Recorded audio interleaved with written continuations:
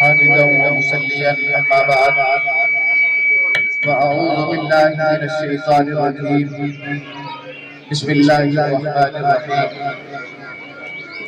أولئك حزب الله ألا إن حزب الله هم المفلحون وقال رسول صلى الله عليه وسلم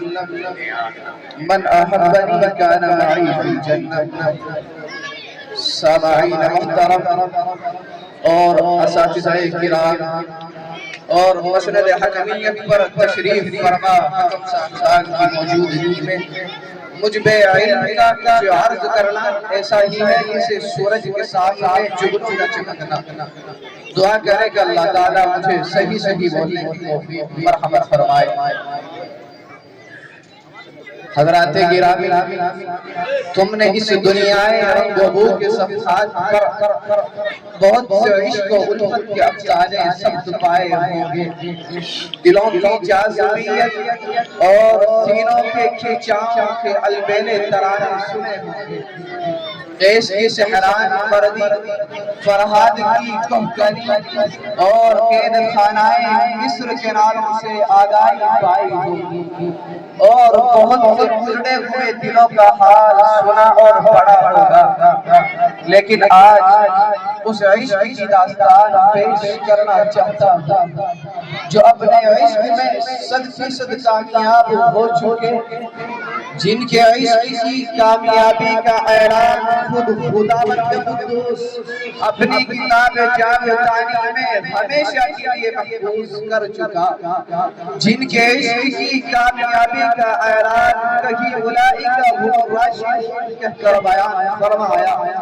کہیں اولئک هم المفلحون کہہ کر بیان فرمایا، کہیں اولئک هم الصادقون کہہ کر بیان فرمایا، کہیں رضی اللہ عنہم کی سوغات عطا کر کے فرمایا، اور کہیں السابقون الاولون کے سنہرے الفاظ میں انسانیت کے سامنے پیش فرمایا، کہیں ان کے عشق کی داستان کو اس طرح تقویت پہنچائی کہ او لوگوں کان کھول کر سن لو،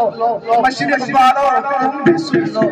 مغرب والو تم بھی سن لو، شمال والو متوجہ ہو جاؤ، فقیر ہو کے شہنشاہ، مالدار ہو کے غریب، غلام ہو کے آقا، عربی ہو کے عجمی، غرضیے کے کائنات تمہیں کسی علاقہ اور کسی نسل سے ہو اس کا ایمان کامل اور مکمل نہیں جو صحابہ کی عطاؤں پر خود کو نچھاور کر دے۔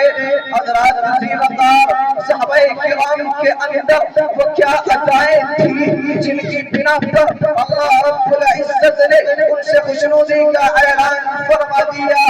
یہ سب کچھ اس لیے ہوا کہ صحابہ کرام نے محبوب خدا صلی اللہ علیہ وسلم کے لائے ہوئے دین کی خاطر اپنی جانوں اور اپنے مالوں کو وقف کر دیا تھا۔ رحمت للعالمین صلی اللہ علیہ وسلم کی اتباع کے لیے جگر کا خون پیش کرنے کو ایک معمولی سی چیز سمجھتے تھے، اور ان کی یہ پکار رہتی تھی کہ نکل جائے دم تیرے قدموں کے نیچے، نکل جائے دم تیرے قدموں کے نیچے، یہی دل کے اثرت یہی آرزو ہے۔ عزیز ساتھیو، حضرت بلال حبشی رضی اللہ عنہ نے جب اسلام کی شمع پر فدائیت کا سبق پڑھا اور حلقہ بہوش اسلام ہو گئے تو دوبارے مکہ نے اس پاداش میں ان کو ایسی تکلیفیں پہنچائی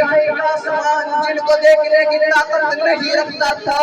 جب اس عاشق رسول کو عرب کی تپتی ہوئی ریت پر لٹا کر سینے پر پتھر کی بڑی بڑی چٹانیں رکھ دی جاتی تو زمین خون کے آنسوں کا سیلاب جاری کر دیتی، فرشتے چیخ اٹھتے، شجر و حجر کانپ اٹھتے، درندے و چرندے سہم جاتے کہ خداوند یہ بلال ہے جس کے قدموں کی جا جنت میں سنائی دیتی ہے خدایا یہ تیرے محبوب کا عاشق جانوروں اور ظالموں نے اپنے ظلم کا لقمہ بنا لیا ہے خدا کی قسم تمام آسمان و زمین کانپ جاتے ہر چیز پر سجدہ طاری ہو جاتا مگر واہ عشق احمدی کا مرکز بلال تیری زبان سے عشق احمد کے ترانے گونج کر سارے عالم کو مست کر دیتے ہیں اور دنیائے پانی کو یہ پیغام ملتا ہے کہ بلال